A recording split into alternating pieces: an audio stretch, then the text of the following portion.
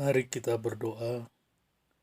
Damai sejahtera Allah yang melampaui segala akal akan memelihara hati dan pikiranmu dalam Kristus Yesus. Amin. Shalom, selamat pagi Bapak Ibu, saudara yang dikasihi oleh Tuhan. Pemberitaan firman Tuhan di pagi hari ini terambil dari Kitab Kisah Para Rasul, pasalnya yang ke-17, ayatnya yang ke-16, sampai dengan ayatnya yang ke-34. Kisah Rasul, pasalnya yang ke-17, ayatnya yang ke-16 sampai dengan yang ke-34. Saya akan membacakannya mulai di ayat yang ke-22 sampai dengan ayatnya yang ke-23. Demikianlah firman Tuhan. Paulus pergi berdiri di atas Areopagus dan berkata, "Hai orang-orang Athena, aku lihat bahwa dalam segala hal kamu sangat beribadah kepada dewa-dewa. Sebab ketika aku berjalan-jalan di kotamu dan melihat-lihat barang-barang pujaanmu, aku menjumpai juga sebuah mezbah dengan tulisan kepada Allah yang tidak dikenal. Apa yang kamu sembah tanpa mengenalnya, itulah yang kuberitakan kepada kamu." Demikian pembacaan firman Tuhan. Bapak, Ibu, Saudara yang dikasihi oleh Tuhan, di dalam Kisah Para Rasul pasalnya yang ke-17 ini, Paulus tiba di Athena, yaitu satu kota yang dikenal sebagai kota yang memiliki banyak dewa. Karena begitu banyaknya dewa-dewa tersebut, maka kota Athena dijuluki sebagai kota 1000 dewa. Di kota itu ada bukit Areopagus atau yang dikenal juga dengan Bukit Mars, tempat para dewan pemimpin sipil bertemu. Dewan Areopagus ini bertanggung jawab atas masalah agama dan pendidikan yang ada di Athena. Selama di Athena, Paulus melihat banyaknya berhala-berhala yang terdapat di kota itu.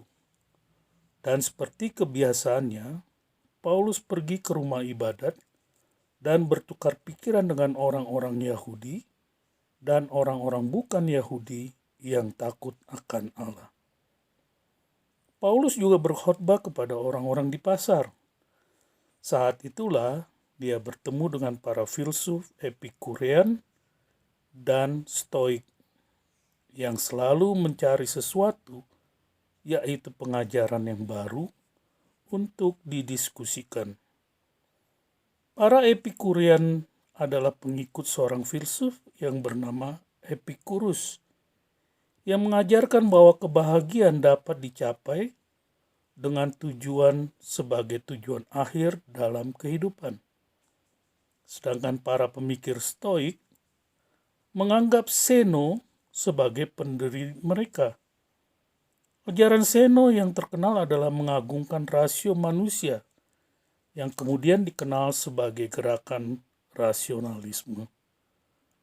Bapak, Ibu, Saudara yang dikasihi oleh Tuhan, baik Epikurus maupun Seno percaya pada banyaknya dewa-dewa. Mendengar Paulus mengajar tentang Yesus, para filsuf tersebut menyuruh Paulus datang ke Areopagus dan memintanya untuk memberitahu mereka tentang ajaran baru yang Paulus beritakan. Singkat cerita, ketika Paulus berdiri di hadapan dewan di Areopagus, Paulus memberitahu bahwa orang Athena sebenarnya sangat religius. Hal ini terlihat dari banyaknya objek-objek pemujaan mereka. Namun di dalam perjalanannya itu, ada satu altar yang menarik perhatian daripada Paulus.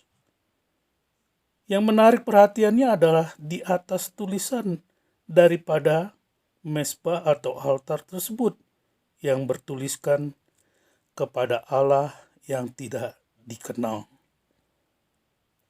Paulus dengan cerdik menggunakan altar atau mezbah yang bertuliskan kepada Allah yang tidak dikenal itu sebagai kesempatan untuk memberitakan tentang satu-satunya Allah yang benar. Paulus menjelaskan bahwa Allah yang tidak dikenal oleh orang-orang Athena adalah Tuhan pencipta langit dan bumi yang tidak tinggal di kuil-kuil yang dibuat oleh tangan manusia. Sebaliknya, Tuhan pencipta langit dan bumi adalah sumber kehidupan bagi semua bangsa.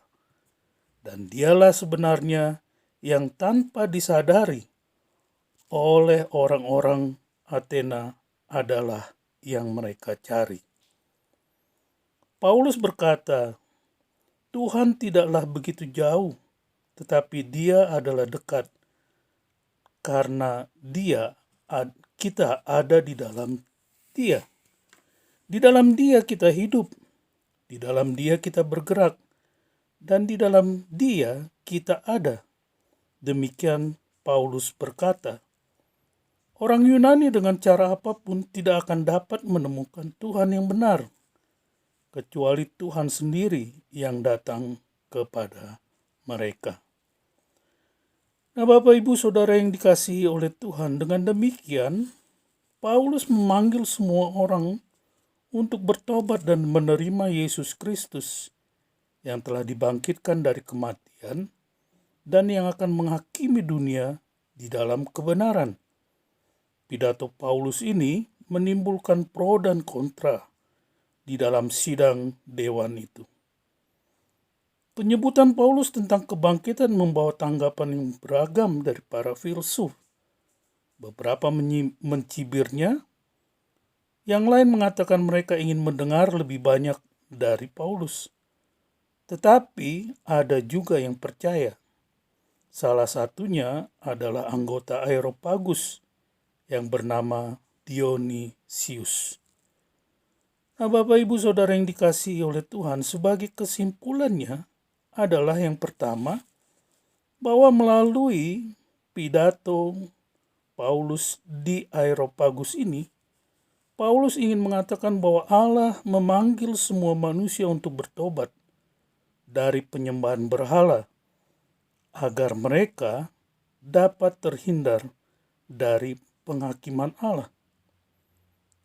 Dan kesimpulan yang kedua, Paulus ingin mengatakan bahwa objek penyembahan yang benar adalah satu-satunya Tuhan pencipta langit dan bumi yang telah menyatakan dirinya di dalam Yesus Kristus Tuhan. Selamat beraktivitas. Tuhan Yesus memberkati. Bapa, terima kasih untuk firman-Mu di pagi hari ini yang mengingatkan lagi ya Tuhan bahwa berhala-berhala hanyalah objek palsu yang mendatangkan kesesatan. Tetapi Tuhan adalah objek yang benar di dalam Kristus Yesus yang adalah Tuhan dan Juru Selamat bagi setiap orang yang mau percaya kepadanya. Berkatilah Bapak Ibu Saudara yang mendengarkan firman-Mu di pagi hari ini. Di dalam aktivitas mereka Tuhan Yesus memberkati. Terpujilah nama Tuhan, di dalam nama Tuhan Yesus kami berdoa. Saudara-saudara yang dikasihi oleh Tuhan, marilah kita arahkan hati kita kepada Tuhan dan terimalah berkat Tuhan. Tuhan memberkati engkau dan melindungi engkau. Tuhan menyinari engkau dengan wajah-Nya dan memberi engkau kasih karunia. Tuhan menghadapkan wajah-Nya kepadamu dan memberi engkau damai sejahtera. Amin. Shalom.